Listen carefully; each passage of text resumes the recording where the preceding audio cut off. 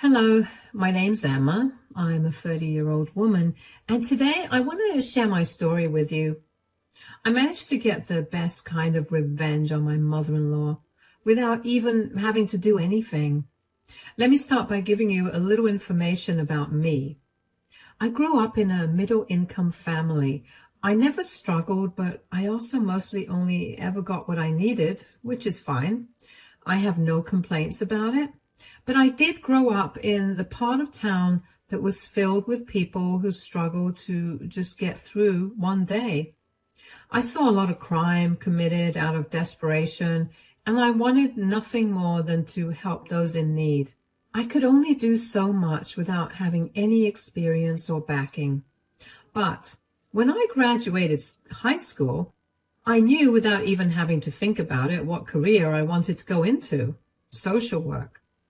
Jake, my husband, and I met during our junior year of college.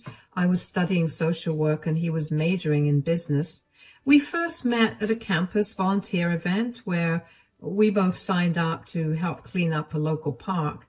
I remember noticing his bright smile and the way he made everyone around him laugh. He had this easygoing charm that drew people in, and I was no exception. After the event, we started hanging out more and more, grabbing coffee between classes and studying together in the library. It wasn't long before we were officially dating. Jake was always so supportive of my dreams.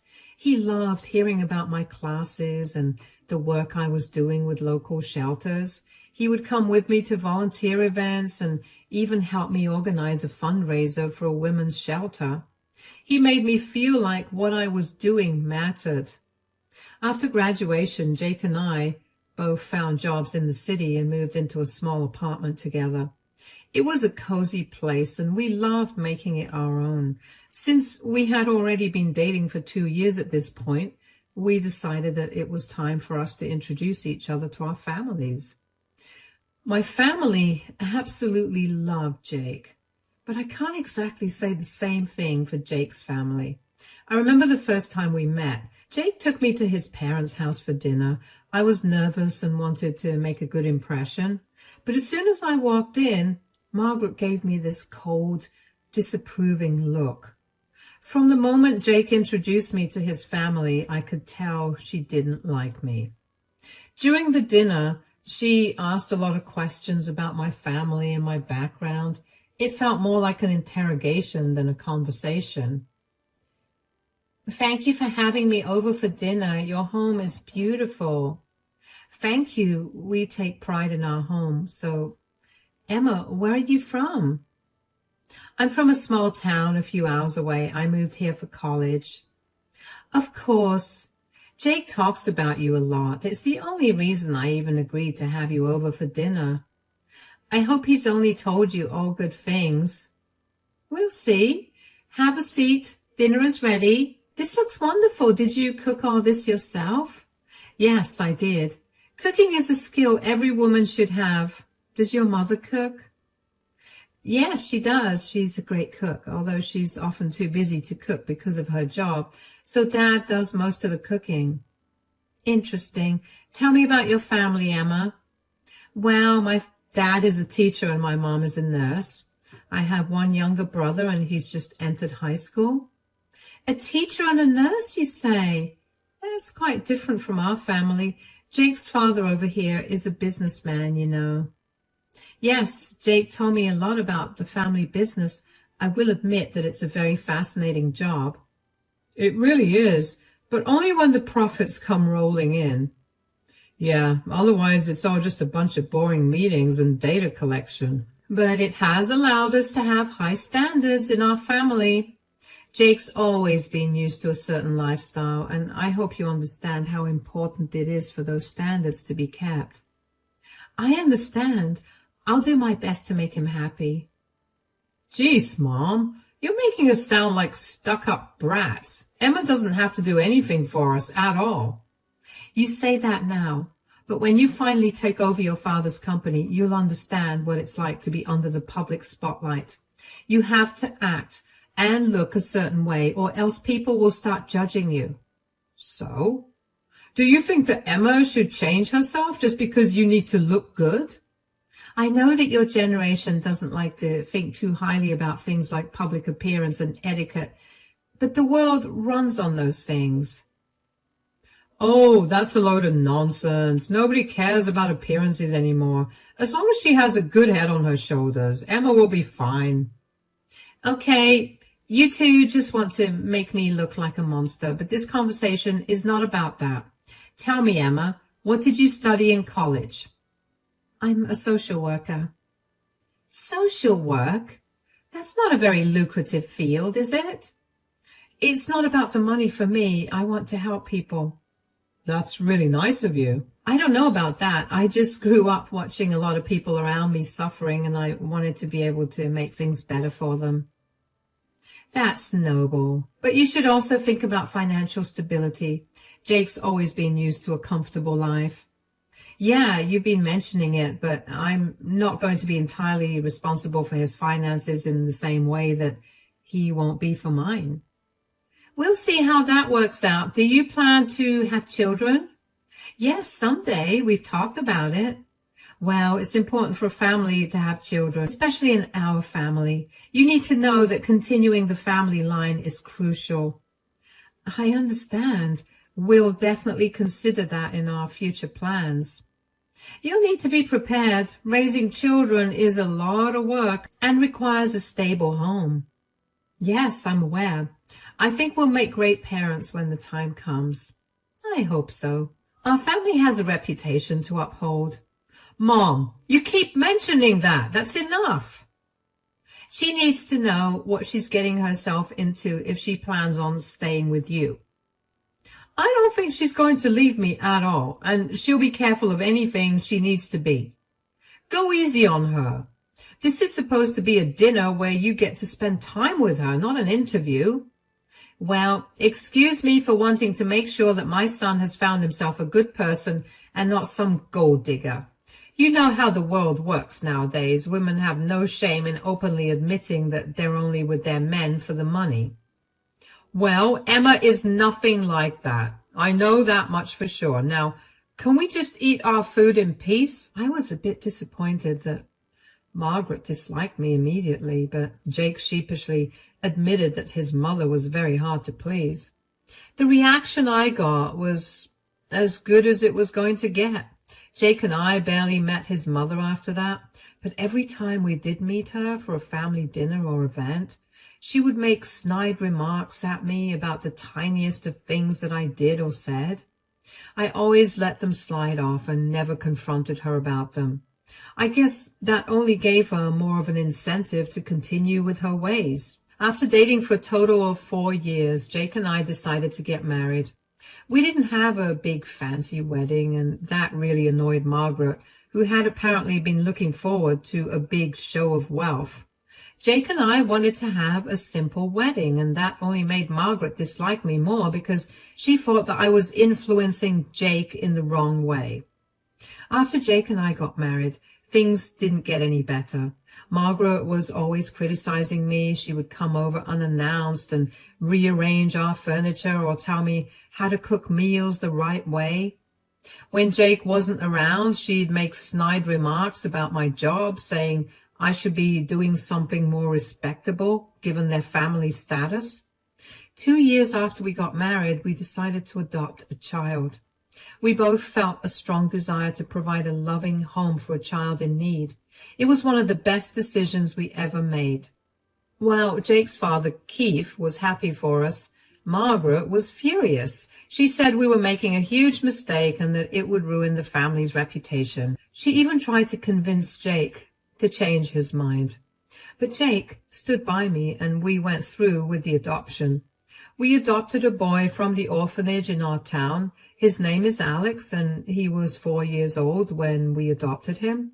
Not only had we fallen in love with him when we first met him, but we also only wanted to adopt grown-up children instead of newborns because we didn't think we had the time to take care of babies.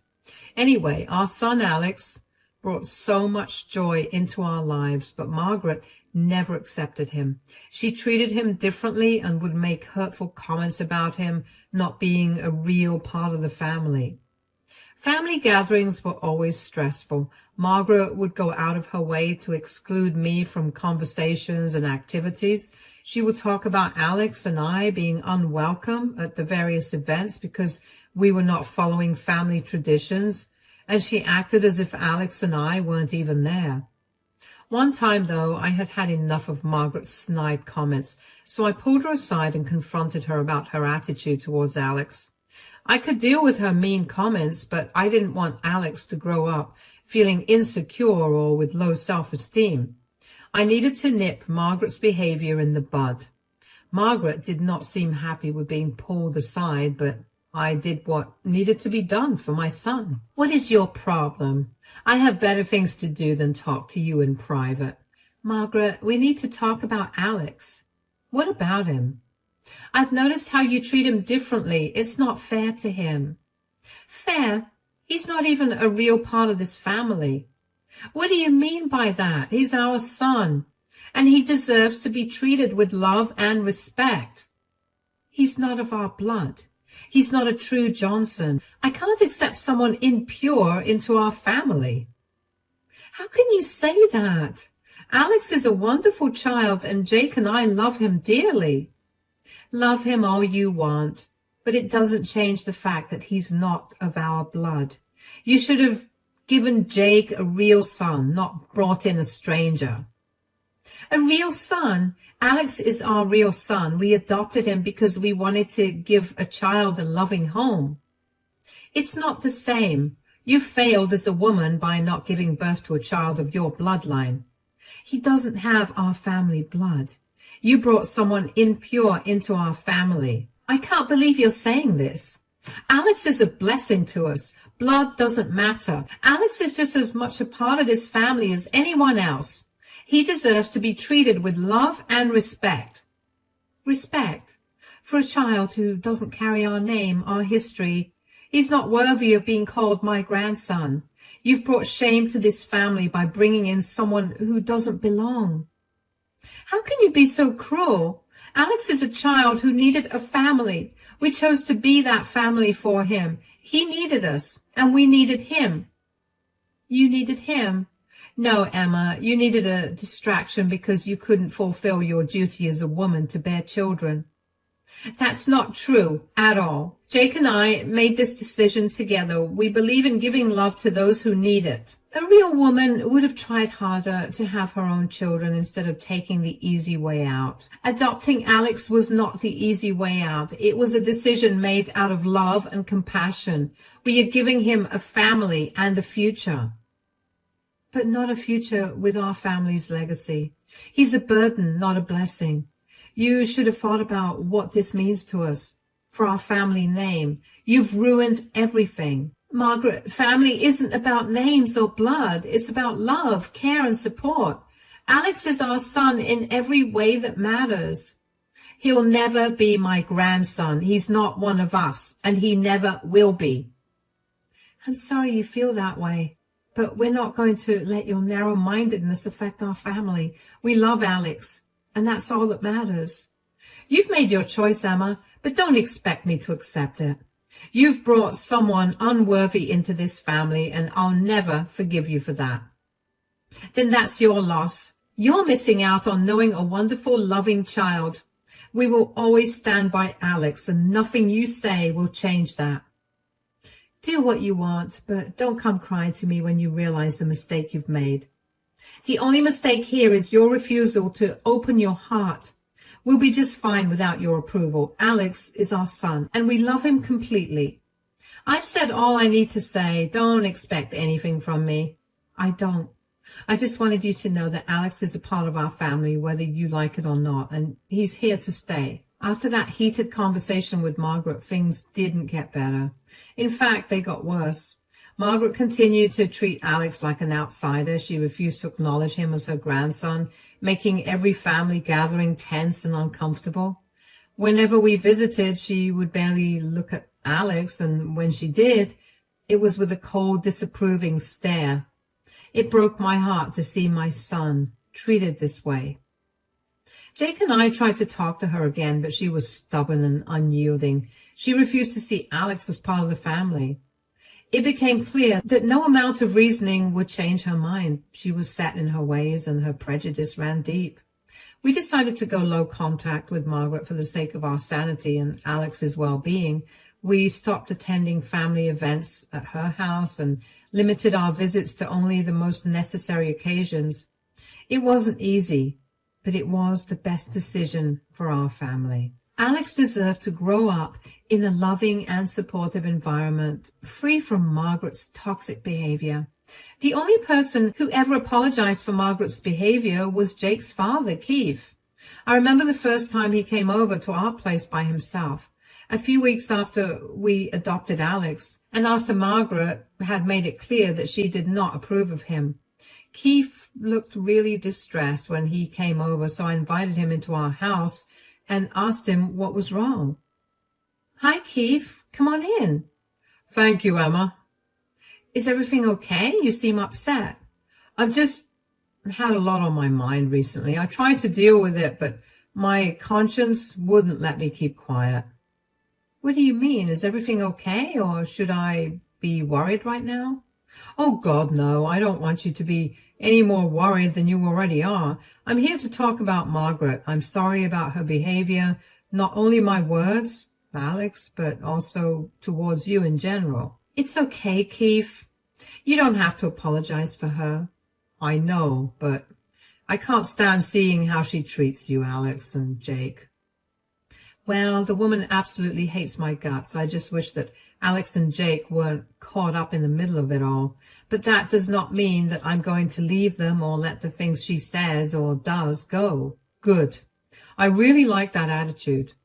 What I also wanted to tell you was that I just want you to know that her words don't reflect how I feel." "Thank you for saying that, although I feel like it's pretty clear that's the case considering only you came to apologize." "Margaret would rather watch civilization fall to ruins than admit to making a mistake.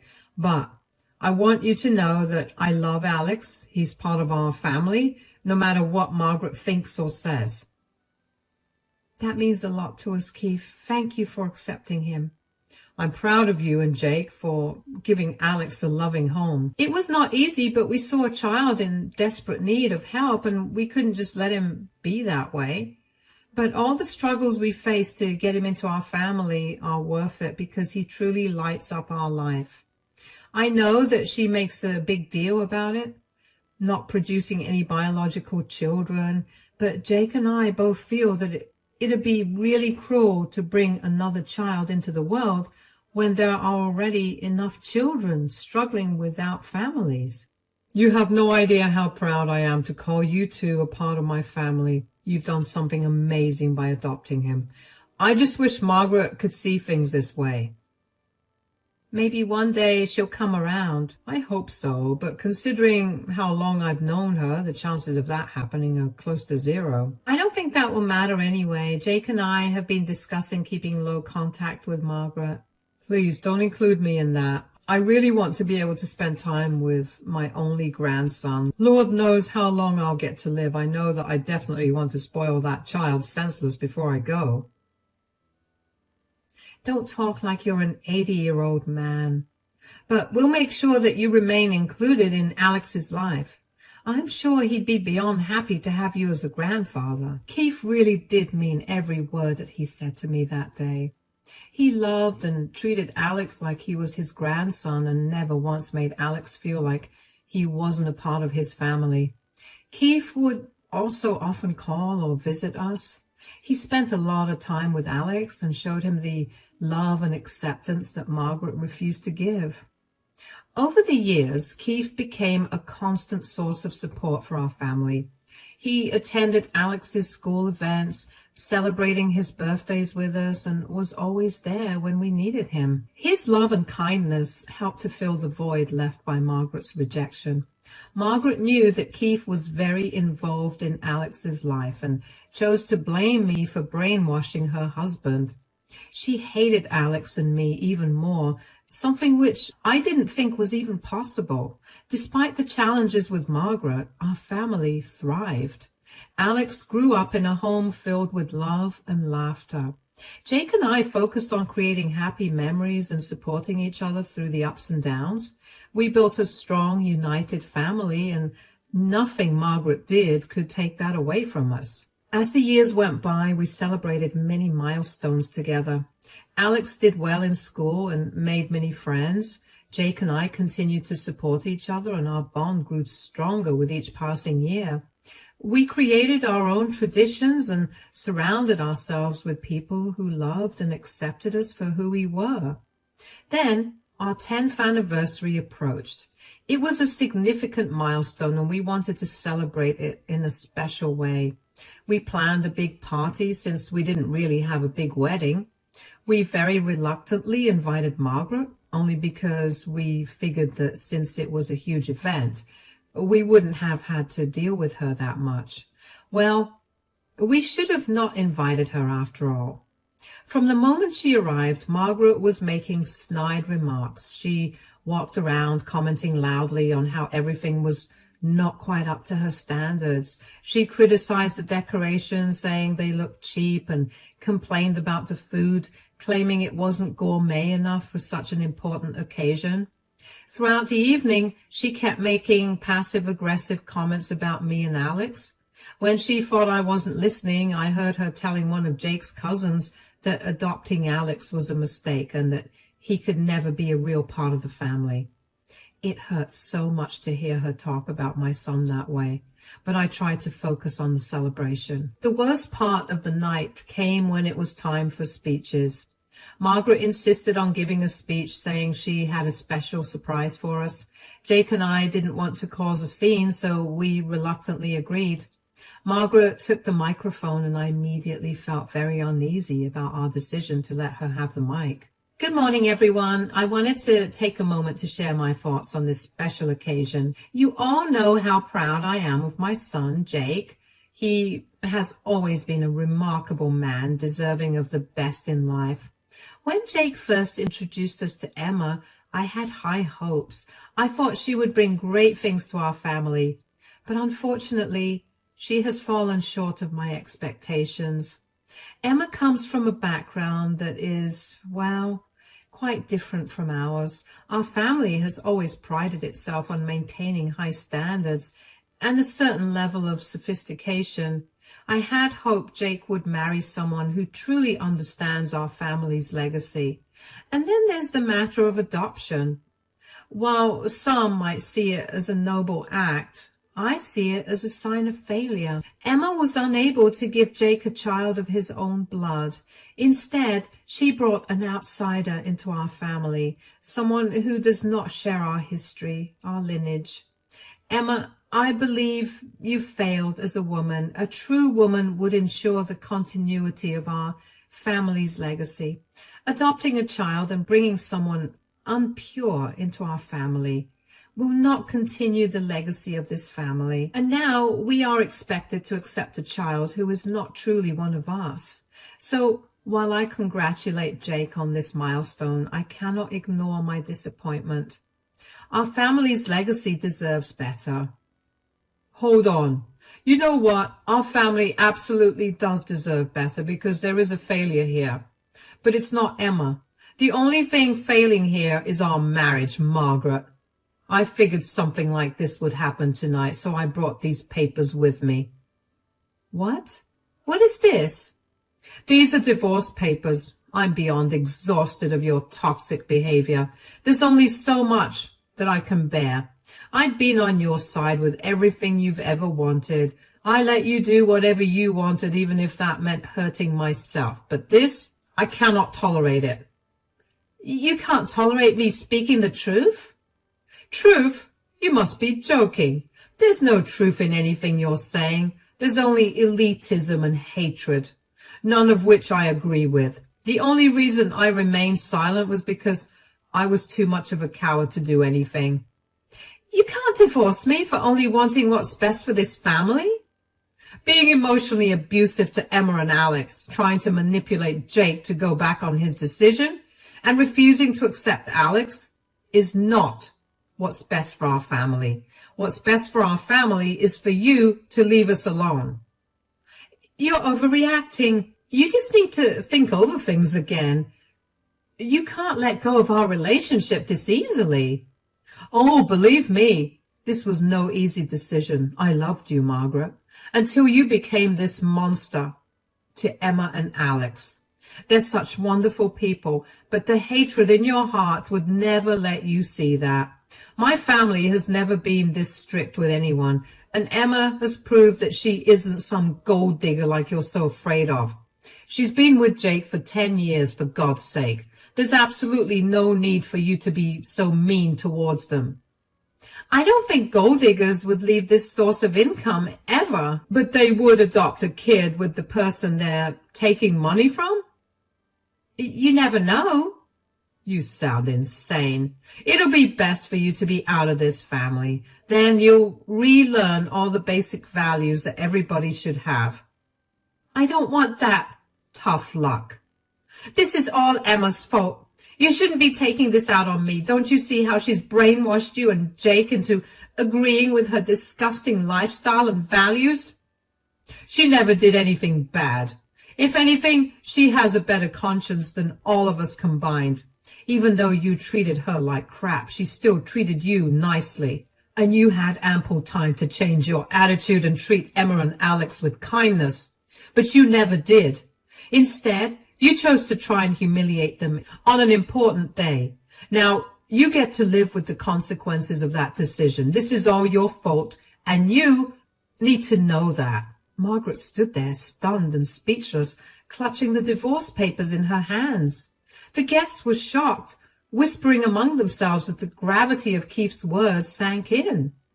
Some looked uncomfortable, while others seemed relieved that someone had finally stood up to Margaret's cruelty. Jake put his arms around me, squeezing my shoulder reassuringly. Alex, who had been sitting quietly, looked up at Keith with admiration. I could see in his eyes that he finally felt defended and valued. It was a moment of vindication for us all. It was also deeply painful. Margaret's face turned red with anger and humiliation. She tried to argue, but her words came out as incoherent sputters. She tore the papers in half and stormed out of the hall, leaving a trail of stunned silence behind her. The guests slowly began to relax, and some even came up to us to offer their support. It felt like a weight had been lifted from our shoulders. In the months that followed, the divorce was finalized. Margaret refused to accept the divorce at first, but Keith was resolute. The legal proceedings were swift, and Margaret's behavior during the trial only cemented the fact that his decision to leave her was the right one. She fought hard to keep her status and wealth, but only got a little in the settlement. The judge saw through her manipulative tactics and awarded her only a small portion of the assets that was just enough to get by. But it was a far cry from the comfortable life she was used to. Margaret, having never worked a day in her life and having relied solely on Keith's income, found herself struggling financially. Without Keith's support and without the approval of most of her social circle, who were appalled by her behavior, Margaret found herself increasingly isolated. She moved into a small apartment and had to make do with a modest lifestyle. She reached out to Jake a few times, but he remained firm in his decision to keep our contact with her limited.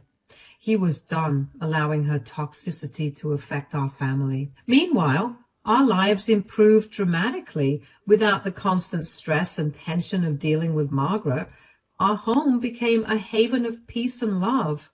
Jake and I grew even closer, and we focused on giving Alex the best childhood possible. Alex thrived in a positive environment, excelling in school and forming strong friendships. Keith remained a steady presence in our lives. Visiting often and spending quality time with Alex, he was always there to support us, and his love and kindness helped heal the wounds Margaret had inflicted.